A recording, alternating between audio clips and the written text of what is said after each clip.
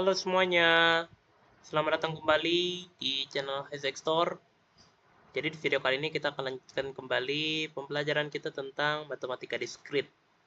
Oke, kita eh, sudah mengetahui apa sih fungsi boolean itu dan bentuknya itu seperti apa sih fungsi boolean itu ya.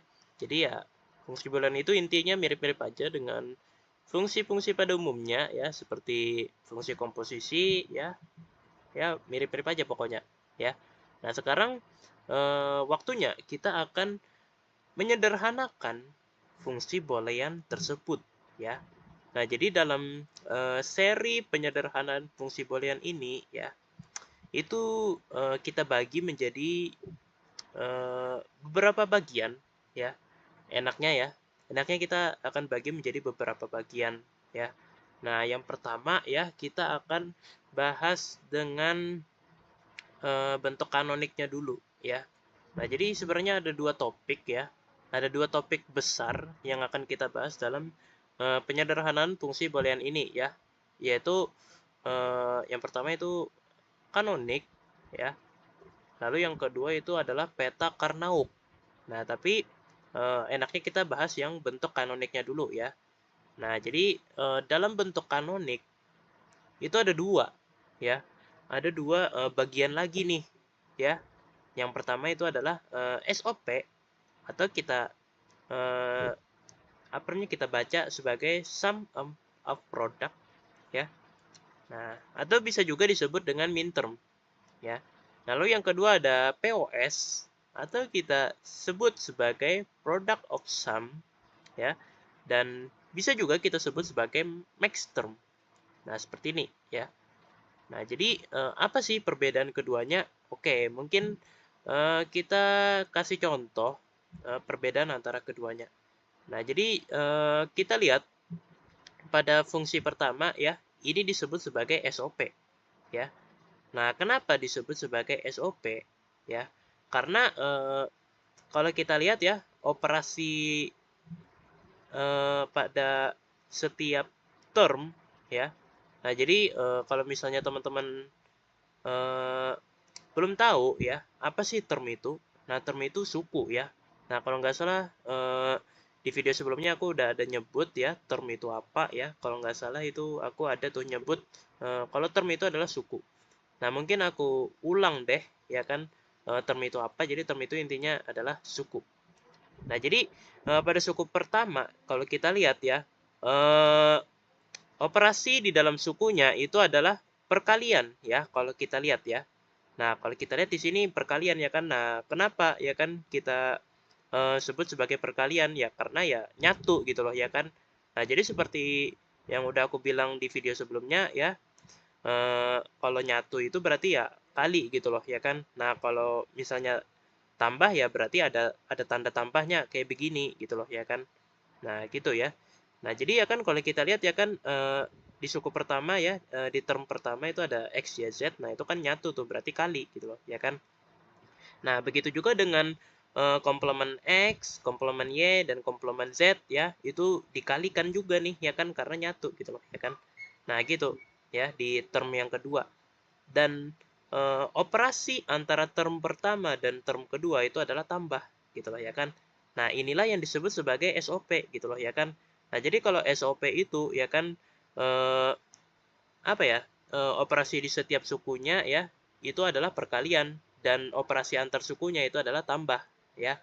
Nah, kalau POS itu dibalik gitu loh ya kan, kebalikannya gitu loh ya kan.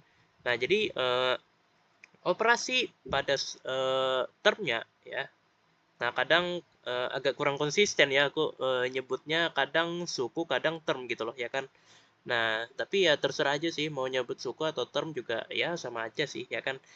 Nah, gitu ya. Jadi mungkin kita akan eh, lebih lebih konsisten lagi nyebutnya term aja deh, ya kan.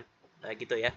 Jadi kalau kita lihat ya di sini ya kan operasi pada termnya itu adalah penjumlahan ya. Nah, penjumlahan bukan perkalian. Dan operasi antar termnya itu adalah perkalian, bukan penjumlahan. Nah, jadi kayak dibalik, ya kan? Nah, kalau SOP kan yang perkaliannya itu kan apa ya? Yang ada di setiap termnya ya kan. Nah, sedangkan ini ya kan POS ya kan itu perkaliannya itu antar term gitu loh ya kan. Nah, sedangkan SOP ya kan. Nah, kalau apa namanya operasi antar termnya itu eh, yang tambah gitu loh ya kan. Nah, sedangkan kalau POS ya kan yang tambah itu adalah operasi dalam termnya gitu loh ya kan. Nah, jadi kayak dibalik gitu loh ya kan. Jadi bedanya itu kita cukup lihat ini operasinya gimana gitu loh ya kan. Operasi pada sukunya ya, pada termnya ya, sorry ya, pada termnya dan juga operasi antar termnya kita lihat. Nah, seperti apa? Oke, di sini kita sudah sediakan tabel min term dan max termnya ya dalam bentuk dua peubah ya. Nah, jadi sini asumsikan kita punya dua peubah yaitu x dan y. Nah, kita sudah sediakan kemungkinan kemungkinan dari nilai dari peubah x dan y ini ya. Nah, jadi kemungkinan yang pertama ya itu 0 ya, 0 0 seperti ini ya. Nah, kemudian kita bisa lihat ya eh, perbedaan dari min term dan max termnya itu di sini ya. Nah, ingat ya, min term itu adalah SOP dan max term itu adalah POS ya. Nah, jadi kalau kita lihat ya, yang pertama dari min term dulu ya. Nah, jadi suku ya atau termnya ya. Nah, ini di sini udah aku tandain ya, suku dalam kurung term ya. Nah, jadi kalau kita lihat ya, termnya itu seperti ini ya kan. Eh, X dan Y-nya itu dikomplementkan ya. Nah, kenapa dikomplementkan? Karena di sini kalau kita lihat di sini X-nya 0, Y-nya itu 0. Nah, gitu ya. Nah, terus ya kan pada kemungkinan kedua ya kan ketika Y-nya itu nilainya 1, itu Y-nya tuh nggak dikomplementkan ya. Berarti ya salah satu ciri dari min term itu adalah jika nilainya 0 itu dikomplementkan, jika nilainya 1 itu ya udah original, nggak dikomplementkan gitu loh ya kan. Nah, gitu ya. Tapi beda dengan max term ya. Nah, kalau max term kalau kita lihat di sini ya, kalau nilainya 0 maka dia nggak dikomplementkan gitu loh, original gitu loh ya kan. Nah, kalau kita lihat ya di sini nggak ada petiknya ya kan.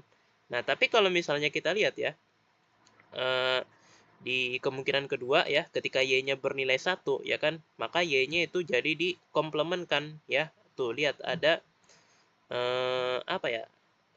Kayak ada ininya, apa petiknya gitu loh.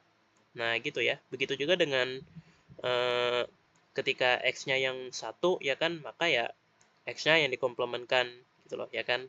Nah, jadi kayak dibolak-balik gitu loh. Kalau min term itu ya kan eh, dia akan dikomplementkan jika nilainya 0, sedangkan max term itu ya kan dia akan dikomplementkan jika nilainya itu 1. Nah, kayak gini ya. Nah, kalau teman-teman lihat ya, di sini ketika x-nya 1 ya kan dia nggak dikomplementkan ya di min term, tapi dikomplementkan di max term. Nah, gitu ya. Dan y-nya pun juga dibalik ya kan di min term itu dikomplementkan ya kan ketika nilainya 0 dan di max term itu dia nggak dikomplementkan gitu loh y-nya. Nah, seperti itu.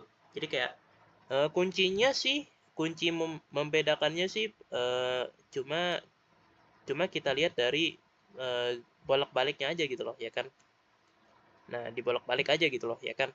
Nah, operasinya juga sama ya kan. Nah, ini perkalian, nah ini penjumlahan ya. Nah, gitu ya teman-teman. Oke. Nah, terus mungkin teman-teman ada yang bertanya ya. Terus lambang ini tuh apaan gitu loh ya kan. Nah, ini ada M0, ada M1, M2, M3 gitu loh ya kan. Nah, terus juga yang ini juga sama ya kan M0, M1, M2, M3 gitu loh. Nah, apa sih fungsi dari lambang ini ya? Nah, jadi fungsi dari lambang ini ya itu adalah untuk menunjukkan termnya gitu loh, ya kan? Menunjukkan term dari setiap kemungkinan gitu loh, ya kan? Nah, misalnya di sini pada kemungkinan pertama ya kan itu lambangnya tuh M0 gitu loh, ya kan? Nah, terus mungkin ada yang bertanya nih, ya kan, gimana sih cara menentukan lambangnya gitu loh, ya kan. Nah, ini kan ada M0, ada M1, M2, M3 gitu loh, ya kan. Nah, gimana sih cara nentuinnya? Oh, ini M0, oh ini M1, oh ini M2, oh ini M3, ya kan, gitu-gitulah pokoknya, ya kan. Nah, mungkin ada yang bertanya seperti itu. Nah, caranya tuh gimana? Caranya ya kan eh, apa namanya? Tergantung min term dan max termnya gitu loh, ya kan. Nah, misalnya di sini min term deh, ya kan.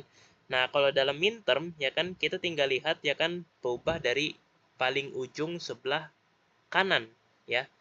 Nah, jadi kita lihat apa namanya yang paling ujung sebelah kanan, ya kan. Nah, ketika yang paling ujung sebelah kanan itu bernilai 1, maka nilainya tuh otomatis 1, ya. Ketika apa namanya ketika yang sebelah kiri itu bernilai 1, maka itu nilainya adalah 2 gitu loh, ya kan. Nah, jadi apa ya, jadi kayak kita lihat dari yang paling ujung sebelah kanan dulu, ya kan, kemudian bergeser ya kan ke sebelah kiri, ya kan, itu nilainya tuh dikali 2, ya. Nah, nilainya tuh dikali 2, ya kan. Nah, contohnya tuh gini, ya kan. Nah, mungkin yang paling jelas itu yang kemungkinan terakhir nih, kemungkinan yang keempat nih, yang paling jelas, ya kan. Nah, kalau kita lihat ya, di sini ya kan, Y-nya tuh 1, X-nya 1, ya kan. Nah, maka ya kan, otomatis Y-nya ini itu nilainya 1, X ini nilainya adalah 2, gitu loh, ya kan. Nah, jadi kalau kita jumlahkan 1 tambah 2 berapa? 3, ya kan. Nah, maka kita lihat hasilnya adalah M3 gitu loh, ya kan. Nah, jadi aku ulangi sedikit ya. Jadi ya kan kita intinya mulai dari yang paling kanan dulu. Yang paling kanan kan Y gitu loh, ya kan. Nah, yang paling kanan itu nilainya tuh 1 dulu, ya kan. Ketika nilainya 1, maka nilainya 1 gitu loh, ya kan. Nah, itu yang paling kanan. Nah, kemudian kita bergeser ke kiri ya kan, satu langkah ya kan. Nah, kita ketemu X ya kan. Nah, X ini ya kan eh, apa namanya nilainya tuh dikali 2 dari Y gitu loh, ya kan. Nah, nilai Y kan ketika nilainya 1 kan 1. Nah, 1 dikali 2 berapa? 2. Nah, berarti ya kan nilai X ketika nilainya 1 itu adalah 2, ya kan. Nah, begitu juga ya kan kalau misalnya ada 3 pubah deh, ya kan. Nah, ada 3 pubah ya kan, misalnya di apa namanya di samping apa namanya di samping kiri X ini ada satu pubah lagi nih, ya kan. Nah, maka ya kan nilai dari X ketika nilainya 1 yaitu 2 itu dikali 2 lagi, ya kan. Misalnya mungkin kita sebut saja pubah yang paling kiri ini ya, itu eh, apa ya? A deh, ya kan. Ada pubah A deh, ya kan, misalnya ya kan. Nah, maka secara otomatis ya kan A ini ketika nilainya 1 itu nilainya adalah 4 gitu loh, ya kan. Nah, 4 gitu loh, ya kan, karena ya kan X-nya kan ketika nilainya 1 kan 2. Nah, ya udah 2 kali 2 berapa? 4 gitu loh. Berarti nilai A ketika nilainya 1 itu adalah 4. Nah, jadi kurang lebih seperti itu ya, teman-teman. Jadi lambangnya itu didapatkan dari situ, dijumlahkan gitu loh, ya kan. Nah, ini kan Y ketika nilainya 1 adalah 1 dan X ketika nilainya 1 adalah 2, ya kan. Nah, ya udah 1 tambah 2 3. Hasilnya begitu. Nah, terus ya kan yang ini juga nih, ya kan, ketika Y-nya 0 ya ya udah nilainya tuh eh, nggak ada gitu loh, ya kan, nilainya tuh ya 0 gitu loh, ya kan. Nah, sedangkan X itu karena nilainya 1 ya 2 gitu loh. Ya udah, ya kan, 2 tambah 0 2. Nah, gitu ya, teman-teman. Jadi kurang lebih seperti itu saja sedikit pengantar tentang kanonik ya, teman-teman. Nah, berikutnya kita akan bahas lebih dalam tentang setiap bentuk kanonik ya. Mulai dari SOP dulu ya, kemudian POS ya. Kita akan bahas satu persatu di video berikutnya. Oke, aku rasa segini saja pembahasan kita ya. Sedikit pengantar ya tentang bentuk kanonik. Semoga dapat dipahami ya. Tak lupa aku ucapkan terima kasih kepada teman-teman sekalian yang sudah mau nonton video ini sampai selesai ya. Dan yap, sampai jumpa lagi di video-video berikutnya. Dadah!